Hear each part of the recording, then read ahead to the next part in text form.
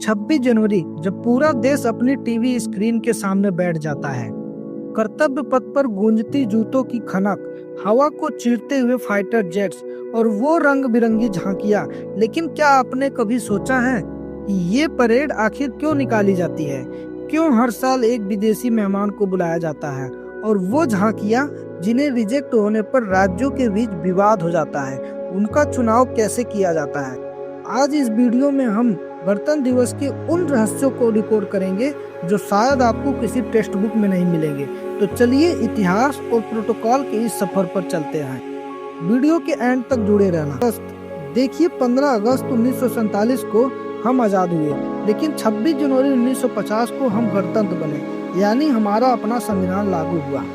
Parade निकालने के पीछे का मकसद है दुनिया को यह बताना कि भारत अब किसी का गुलाम नहीं है, हम अपनी सुरक्षा खुद कर सकते हैं। इसलिए सेना अपनी ताकत दिखाती है। भारत यूनिटी इन डाइवर्सिटी का देश है। झांकियों के जरिए हम अपनी संस्कृति को पूरी दुनिया के सामने रखते हैं।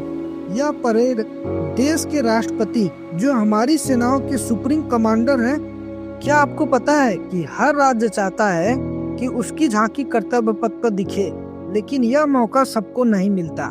यह प्रोसेस बहुत ही मुश्किल है। इसके लिए रक्षा मंत्रालय एक विशेष कमेटी बनाता है जिसमें कला, संस्कृति और आर्किटेक्चर के एक्सपर्ट्स होते हैं जो झांकियों की जांच करते हैं। राज्यों को एक थीम दी जाती है, हर राज्य अपने स्केच डिजाइन भेजते हैं। कई राउंड की मीटिंग्स होती है। डिजाइन में म्यूजिक, विजुअल इम्पैक्ट और उनकी बारीकियों को परखा जाता है।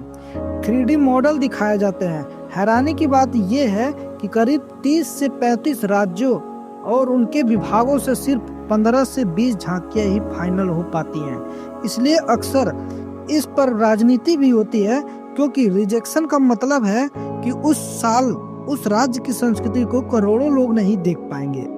अब बात करते हैं गणतंत्र दिवस की सबसे बड़े आकर्षण की, चीफ गेस्ट। इसके पीछे महीनों की जियोपॉलिटिक्स शतरंज खेली जाती है।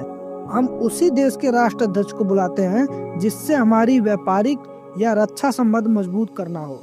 जैसे अगर हमें किसी खास क्षेत्र से दोस्ती बढ़ानी हो, वो देश जिन्होंने मुश्किल वक्त में भारत का साथ दिया हो। और रिपब्लिक डे के चीफ गेस्ट आमतौर पर उन्हीं देशों में से होते हैं जहां भारत तवज्जो देना चाहता है। इस बार 77वें गणतंत्र दिवस के परेड के लिए भारत ने यूरोपियन यूनियन के टॉप 2 लीडर्स को चीफ गेस्ट बनाया, उर्सुला वान और एंटोनियो कोस्टा को।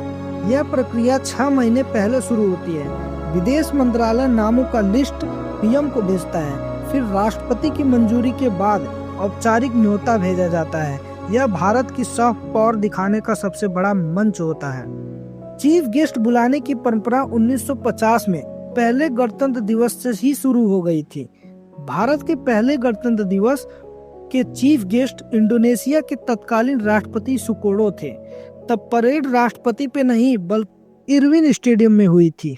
तो अगली बार जब आप परेड देखें तो याद रखिएगा कि वो 90 मिनट की परेड महीनों की मेहनत, कड़ी सुरक्षा जांच और भारत की वैश्विक ताकत का नतीजा होता है।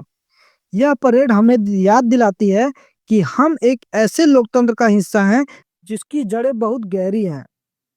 आपको किस राज्य की झांकी सबसे ज्यादा पसंद आती है, कमेंट में जरूर बताएं। वीडियो अच्छा लगे तो इसे शेयर करें और चैनल को सब्सक्राइब करना ना भूलें। जय हिंद।